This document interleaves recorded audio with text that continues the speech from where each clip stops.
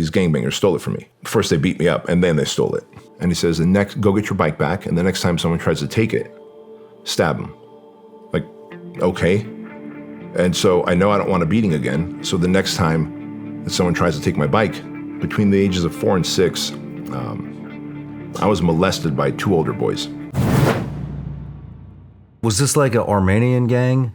No, man, they're Mexican gangs. Mexican, yeah. Santa Ana is especially at the time, even now, parts of Santa Ana are very highly Hispanic, and F Troop runs large parts of the gang-infested parts of Santa Ana.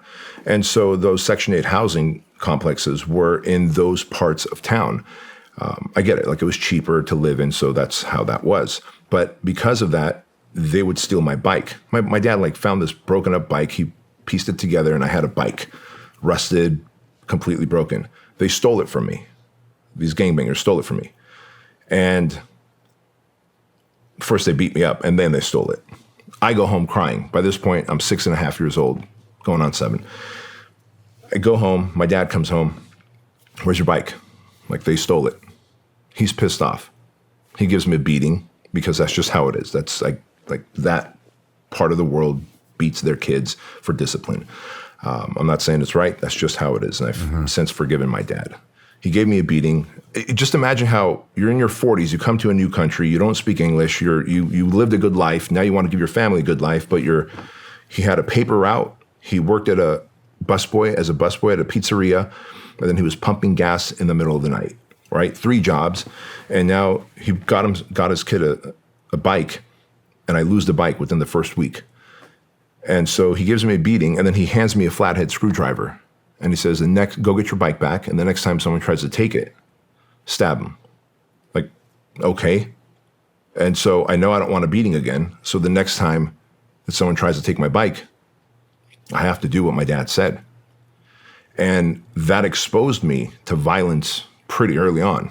How old were you, 7?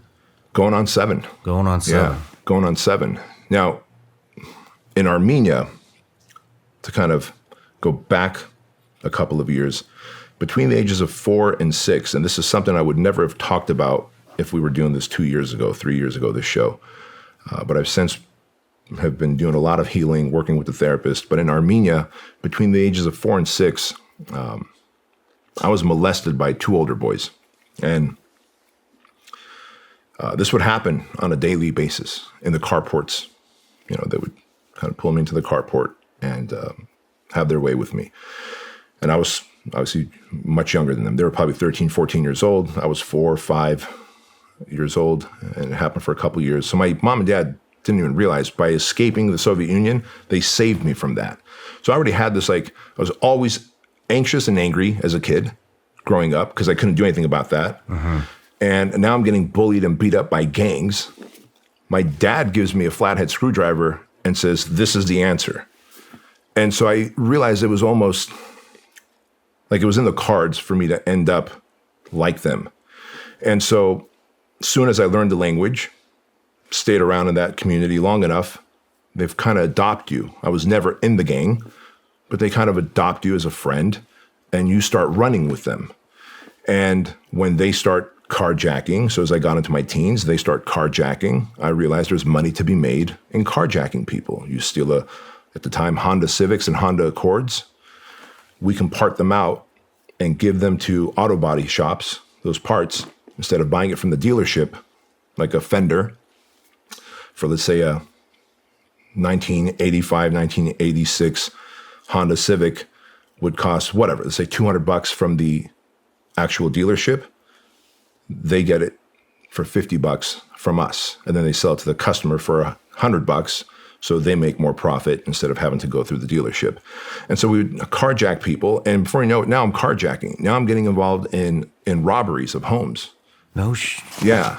And it when I look back, it just kind of snowballed because the guys that were my enemies beating me up, as I started to make friends with them, and it was harmless. Like, we would just run around, play ding dong ditch 'em, and just play late into the night in the apartment complexes. One of the apartments we lived in was called Shade Tree Apartments. Massive, man. And so it was almost harmless fun. But then it was, hey, we're going to go do this thing. Do you want to come with us? And first you're just kind of riding along. Then you're getting out of the car and pulling someone out of their car and jumping into their car.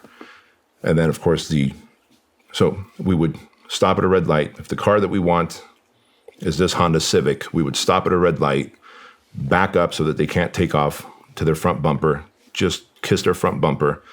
Now, while they're panicking, like, oh shit, the guy in front of me just bumped into me. I get out of the passenger side, come around his car, and pull him out of his car. And then we take off, and we spend all night stripping down the car. And then that auto body place gives us a ton of money for it, and we split it up. So you start off as a passenger. You're just hanging out with your friends. Next thing you know, you're stealing a car. Next thing you know, it makes sense to go into a house and steal VCRs and, jewelry, cutlery, anything that you can sell at a pawn shop. And that ended up leading to, when I was 18 years old, that particular day, I was a getaway driver. And it was supposed to be a robbery of this house. I was the getaway driver, so I park across the street and 5 houses back, and I could still see the house from where I am, but I'm not across the house. My friends get out of my pickup truck. They go into the house. They had cased the house earlier. No one was supposed to be home. They'd kind of figured out the pattern of these people. They weren't supposed to be home. They hop the fence, go around back, and I know it normally takes 5 minutes fastest, 10 minutes max. They're coming out with stuff. Dude, within like 30 seconds, they're running across the street, and they're like, step on it. So jump in the truck, and I start driving. I'm like, what happened? There was a lady inside the house. Grandma was there, right? She makes eye contact. She panics. She starts screaming. So now a robbery becomes a home invasion robbery. I've got a 79 Toyota pickup. I'm trying to get away. She's called the cops.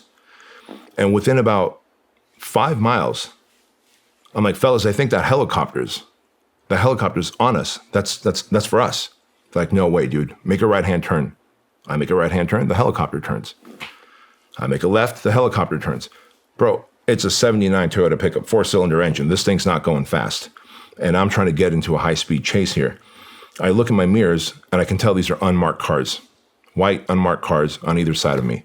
So I'm like, dudes, I'm not going to hit the highway. We're not going to get away with this. Our only best chance is I'm going to pull into that gas station. When I do, everyone run any way you can. Well, that plan failed because as soon as I pulled in, the unmarked cars wedged their bumpers right into our doors, pull us out. Another cop car brings that lady who was in the house, and she's literally across the parking lot at the gas station. They've got me and my 3 friends sitting on the front hood of the unmarked car. She's across the parking lot with another police officer, and she points to the first guy and nods her head. Yep, that was him. I saw him. Second guy, saw him. Third guy, saw him, points to me, shakes her head. I don't recognize him because I was the getaway driver. I realized that was the fork in the road for me, man. Like that day, they ended up getting arrested, going to jail. I ended up just having my car impounded and spending a night at the police station in the holding cell. Wow. That was the difference. And that day I decided if things don't change. Hey everybody, I'm Shawn Ryan. Click here to subscribe to the Shawn Ryan Show YouTube channel for the hottest and most compelling interviews that you will not see anywhere else. I've also made a playlist of all the previous SRS episodes so they're easy to find. You can find that right here.